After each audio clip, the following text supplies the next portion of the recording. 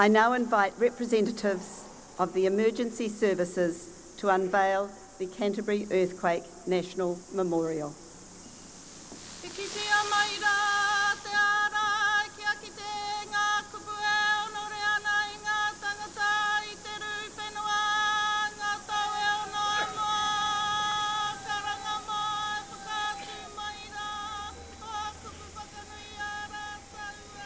Kia ora everyone, welcome to Christchurch and its memorial wall, the Canterbury Earthquake National Memorial. It is called on the banks of the Avon River, just off Oxford Terrace, a short walk from the CBD, which is behind me as I speak to you tonight. 185 people died as a result of the earthquake that happened here 6 years ago today. Their names are cut into the marble beside where we are broadcasting live from tonight. The name I'm touching now, Andrew, Christian, Ross, Craig. You watch the families come along here and they all touch the names of their loved ones. Tonight we talk about Christchurch then, now and in the future. Almost 2/3 of the people who lost their lives as a result of that earthquake were in the CTV building.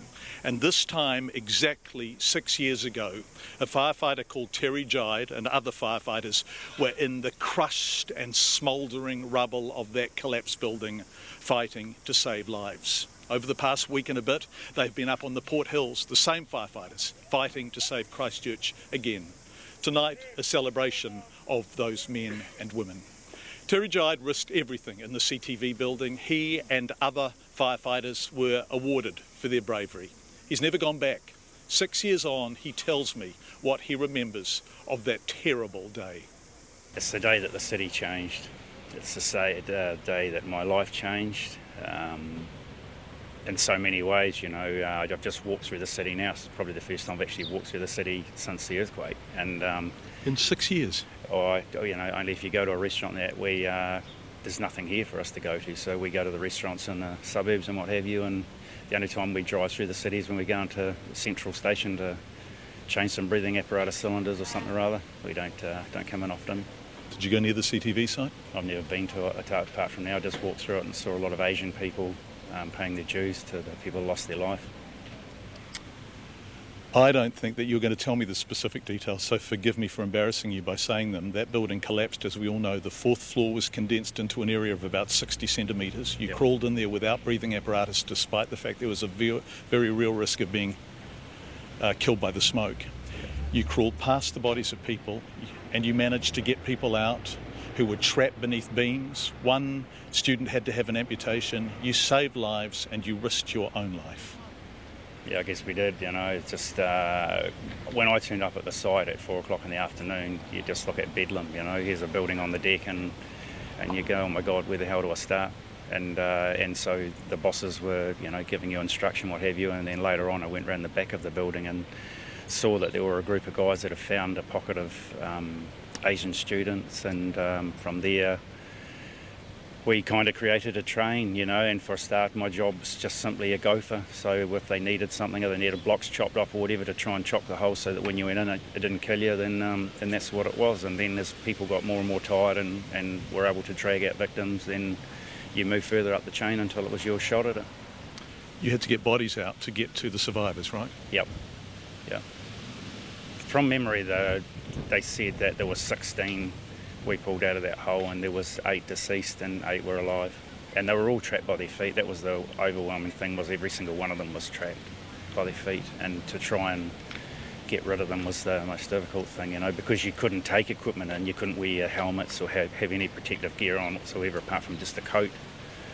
And when you did start choking on the smoke because the fire was still burning, we just got one of the other guys to go out of the hole and then get a breathing cylinder, and we would just turn the cylinder on so that we could breathe a little bit and then turn it off and just use it sparingly, you know. You left the CTV building to go to the Pine Gould building, which is just extraordinary to me. That's just unbelievably brave, and you went back into a similar situation, but you also, in a larger sense, kept firefighting, and you've been fighting the blazes up on the Port Hills this week, right? Yeah, that's right. Yeah. PGC was, we come back home and thought, oh, well, we're done and dusted for the night. And then they said, no, we need a crew to shoot down to PGC. And I went down with the young guy who was just a rookie, an 18-year-old guy, Josh. And And, you know, we were both scared shitless, and then to have, you know, go into a building with a young guy, and I just take my hat off to the guy for an 18-year-old kid that's just out of school. The bravery that he showed was just amazing. I think today we've been reminded of all of this because of the fires in the Port Hills. Yeah. Steve Askin lost his life, of course, and there were some close calls, I understand. There were some guys up by appliances as the flames started to turn back towards them. So once again, you're risking your lives for Christchurch. And I think people just want to say thank you this week. Do you have that sense of it? Oh, the public here have been amazing. You know, I live over in Governor's Bay, and the community there has been fantastic. For the volunteer fire brigade, the men and women over there have done a sterling job. And the community rallied right behind them, and it was just food and what have you, people just going in there doing whatever they could to help. And the same things happened here, like we're turning up to fill up the fire engine with fuel or whatever, and you know, people are coming up and can we buy you a coffee and shake your hand and thanks very much. And it's nice to be in a job that you are appreciated, you know. I love my job, you know, I wouldn't be doing it now at 56 if I didn't. Did you ever think of giving it up? No. And are there days when you struggle with what you remember? I try not to remember it.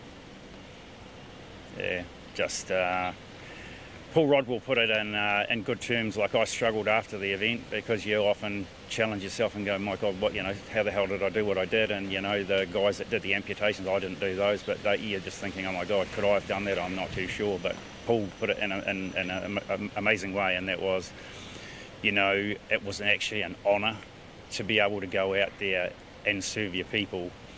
All that training we did over those 25 years prior to it, you think, oh, for Christ's sake, we've got to go and do this, and what a pain in the arse that is. And then to actually be able to apply all that training, and we used every ounce of training plus more to get through what we did, and every firefighter, emergency worker went, and the public went way beyond anything that you could ever ask of someone.